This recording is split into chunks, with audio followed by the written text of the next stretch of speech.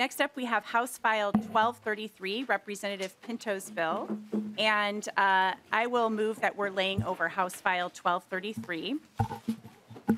And while Representative Pinto makes his way to the testifier table, I believe that you have an A5 amendment. Representative Pinto, would you like to move your amendment? I would like to move that amendment, Madam Chair. All right. Do you want to explain what the amendment does, or is it easier for us to just adopt it first? You know, I'll just say, Madam Chair, that the amendment makes significant changes in response to a number of points and concerns that have been raised by folks. I think it'll make sense if members are okay just adopting it together in the form that I wish, and then we'll discuss the bill. All right. Any discussion to the A5 amendment? Seeing none, all those in favor signify by saying aye. Aye. Opposed? The motion prevails. The A5 amendment is adopted. Great. Representative Pinto, please tell us about your bill as amended. Thank you, Madam Chair, and I'll maybe invite the testifier who's going to be with me to come up because I know we're very tight on time. House File 1233, pardon me, as amended, is a bill that was advanced through this committee and through the body last year with strong bipartisan support, for which I'm grateful. It addresses two particular concerns relating to juvenile detention. One is the holding of young people in solitary confinement, or what is called disciplinary room time, for the purpose of discipline. I should note that there may and certainly are going to be circumstances where it's necessary for a young person to be isolated for the purpose of the safety of themselves or to others. But we want to make sure that there are strict safeguards around that, and we do not want to have that happen for the purpose of discipline. And we know that that has a significant negative impact on young people. The other issue addressed in the bill is to prohibit strip searches, visual inspections of unclothed breasts, buttocks, or genitalia, except in certain limited circumstances. I'll note that there's robust reporting in the bill. I know that we'll get to all that, but I think it makes sense to be hearing from our testifiers, and then we'll have a discussion about the bill. Madam Chair. Thank you. And I see Commissioner Schnell is here. Come up to the testifier table. Welcome back, Commissioner. And you know the drill. Introduce yourself and begin your testimony. Yes, thank you, Madam Chair. Members, Paul Schnell, the Commissioner of the Department of Corrections. I'm going to make my testimony very brief. We stand in support of this bill. We know that this is an issue of significance and real importance.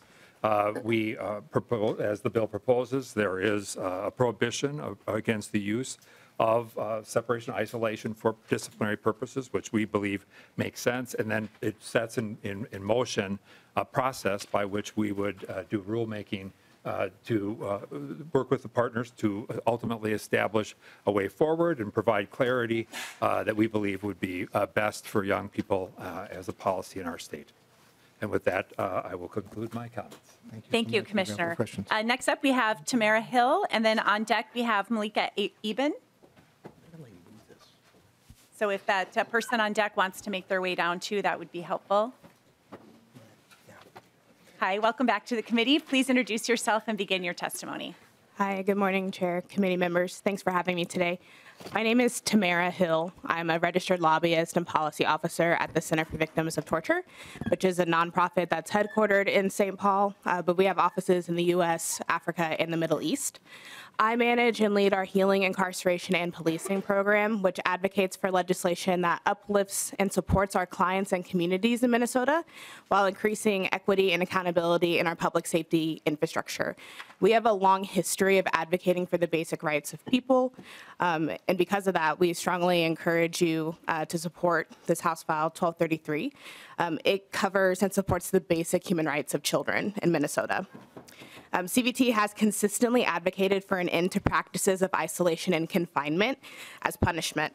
And we've worked with advocates and people who have endured solitary or similar isolation in many different capacities, including at Guantanamo Bay and in U.S. ICE detention. The stories we're hearing from children in Minnesota mirror the experiences we hear from other people we've worked with around the world and in our country. And that should be a devastating wake-up call to Minnesotans. When a child is sentenced to detention, the detention is the punishment. Cruel, inhumane, and degrading treatment is not included in that sentence. And more to the point, children are detained so they can be helped, so they can receive treatment and guidance. And instead, our state's excessive use of DRT hurts them, not just by preventing their healing, but actively making their trauma, mental health, and distrust for law enforcement and our carceral system worse. Our legislator has the opportunity once again to end this unconscionable practice in our state, And protecting the rights of children who are detained is imperative to maintaining the integrity of our state's values. It establishes expectations and standards in our prisons and keeps our community safer in the long run. Thank you for your time. Thanks for your testimony. Next up is Malika Abon. And then on deck, we had a number of public testifiers sign up. So Elliot Butay, if you want to make your way down, and Matthew Bauer as well. Welcome. Please introduce yourself and begin your testimony. Good morning, Chair Mueller, Vice Chair Feist, and the rest of the committee. Thank you for having me again. My name is Malika Abon, and I'm the Interim Executive Director at the Legal Rights Center in Minneapolis and a member of the Minnesota Coalition for Youth Justice. In all of the discussions that we're having today about youth, I want to reiterate the point that Deputy Commissioner Shanklin made, that we're talking about children who can be as young as 10 years old. We're discussing the treatment of some of the most vulnerable members of our state who have already been deemed by the court to be in need of specific services. Locking children in cells to punish them is torture, plain and simple. It's a practice that has been deemed unacceptable by the United Nations and by the American Academy of Child and Adolescent Psychiatry. It's counterproductive to the rehabilitative goals of the juvenile justice system and our correctional institutions. And yet the practice is rampant. Data obtained from KARE 11 News shows that since bill language that is in front of you around solitary confinement was introduced in 2021, language that has passed with bipartisan support from this committee in past years, there have been more than 4,000 times that children in our state, again as young as 10 years old, have been locked in a cell by themselves for up to 23 hours. This is not the equivalent of a timeout or sending a child to their room for punishment if you were their parent. If any of us here today were doing this to children in our homes, child protection would be at our door, arresting us and bringing the child to a safe place. Additionally, we must protect the children in our care from the trauma of enduring inspections while naked in correctional facilities. These strip searches happen across the state not only when children arrive in facilities, but after visits with their families or as the result of the behaviors of other children or incidents in other facilities. The youth in our correctional facilities are disproportionately children of color, LGBTQ+ youth, children who've experienced trauma, children with disabilities, children who have experienced sexual violence, again, some as young as 10 years old. As it relates to the concept of youth safety or safety in our facilities, avoiding trauma should be a central consideration. House File 1233 just scratches the surface of the basic care that we should be providing to young people in our facilities. They deserve your swift action today. Thank you for your support. Thanks for your testimony. And as I mentioned, we had several members sign up to testify. So we've got Elliot Butay. Welcome back to the committee. Please introduce yourself and begin your testimony. Thank you, Chair Mueller. Members, my name is Elliot Butay with NAMI Minnesota, the National Alliance on Mental Illness. We support this bill and promoting trauma-informed practices for our youth. Excuse me. One way we like to think about trauma-informed practices is instead of asking what's wrong with you, we ask what happened to you. While this bill is focused on prohibiting these traumatic practices, it's also important to talk about the alternatives. The rules that were referenced earlier, 2960, or also known as the umbrella rule, they have clear requirements for seclusion and restraints. They should only be used in an emergency for safety, and they must end when the threat of harm ends. They should be overseen by a mental health professional or a program administrator. Staff must receive training, and they also require detailed documentation for each incident. There are none of the same guardrails for disciplinary room time. The rule is clear that disciplinary room time is a punishment for a rule violation. We're empathetic to the many detention facilities that are under-resourced. We know it will require resources for training, staff, and technology, but the simple response is that if we need more resources to end these practices, then this legislature must provide those resources.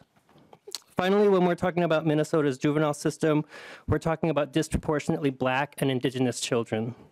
Right now, our policies show that we're okay asking some children what happened to you, while we're still asking other children what's wrong with you, and we need to change that. So we urge you to support this bill, and thank you for the chance to speak today. Thank you for your testimony. We have Matthew Bauer and then Ed Reynoso on deck.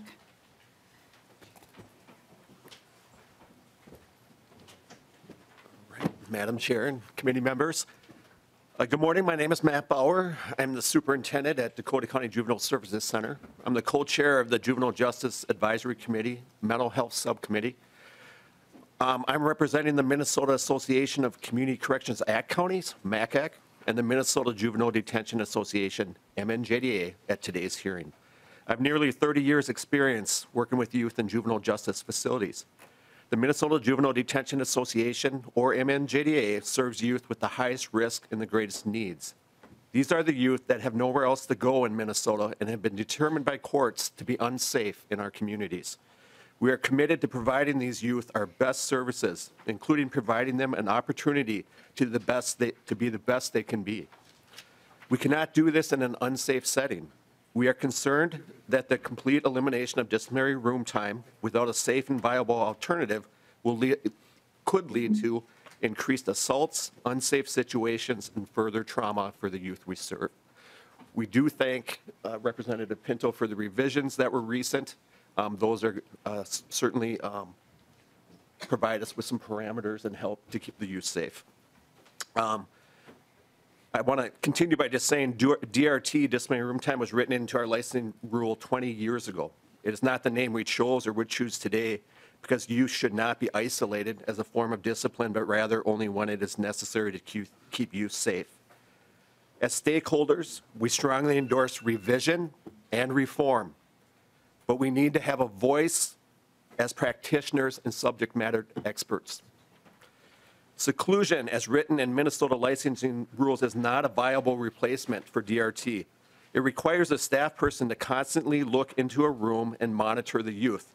The youth do not want this, nor is this a trauma-informed care. I would ask you to refer to my written testimony where I interviewed 26 youth at the Dakota County Juvenile Center. I explained to them what seclusion wanted. And the most common response by those youth was it would be uncomfortable and I would not be able to calm down if someone was constantly watching me. So as written in rule currently, seclusion is not a viable replacement for DRT. But I will reemphasize reform is needed and we are committed to doing better.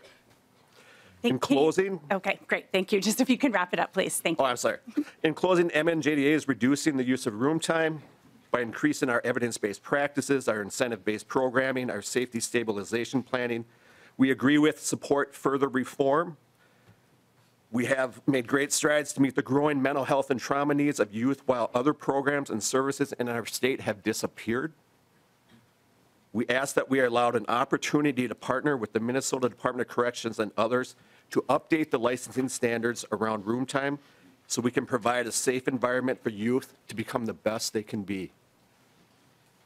All right, thank you. Yeah, Yes. Thanks so much for your testimony. All right, next up we have Edward Reynoso. Welcome to the committee. Please introduce yourself and begin your testimony. If you can keep it to 90 seconds too. We had given that warning in advance, but I'd forgotten to say that. I'll be very brief, Thank Madam you. Chair. Thank you so much for the opportunity to be here today, first of all, for both you and the committee members. My name is Edward Reynoso. I'm the political director for Teamsters Local 320. I want to thank the committee for the opportunity today, and I certainly want to thank Representative Pinto for the A5 amendment. We were prepared yesterday to testify about concerns that we had. The A5 amendment has somewhat eliminated the majority of them. Now, I'd like to take a step back and say that our corrections institution and our communities are in a crisis right now regarding mental health. We need to do better. Also, when it comes to some of this language in this bill, a lot of it could be averted if we installed full body scanners. It's instituted in our airports. It's used in some corrections facilities. And quite frankly, if they could do it in Tennessee and Arizona, there's no reason why we can't do it here. There are a couple issues that I'd like to point out, just to point out a little bit of our concern. And I'm pretty confident that we're going to be able to work some of these concerns out with Representative Pinto. On line 1.15, healthcare professionals performing searches. I can tell you right now that healthcare professionals do not and will not, in most cases, search some of the residents if they are asked to. So to have that in the bill, I don't know whether it really works, but we're a little concerned that that's listed as an option. Secondly, the other thing I want to point out is on line 1.18, trauma-informed search techniques. We hope that the department steps up and trains our individuals. We represent about 800 folks in this industry. We hope that the Department of Correction does everything they can to make sure that they train our personnel, our members, and the entire process is open and transparent. And Mr. Finally, Reynoso, finally, you can wrap it up. we hope that we, as Commissioner Schnell just mentioned, working with partners at the rulemaking, we hope we have a seat at the table. We believe as the workers that perform these jobs out there, we believe we should have a seat at the table. Thank you, Madam Chair.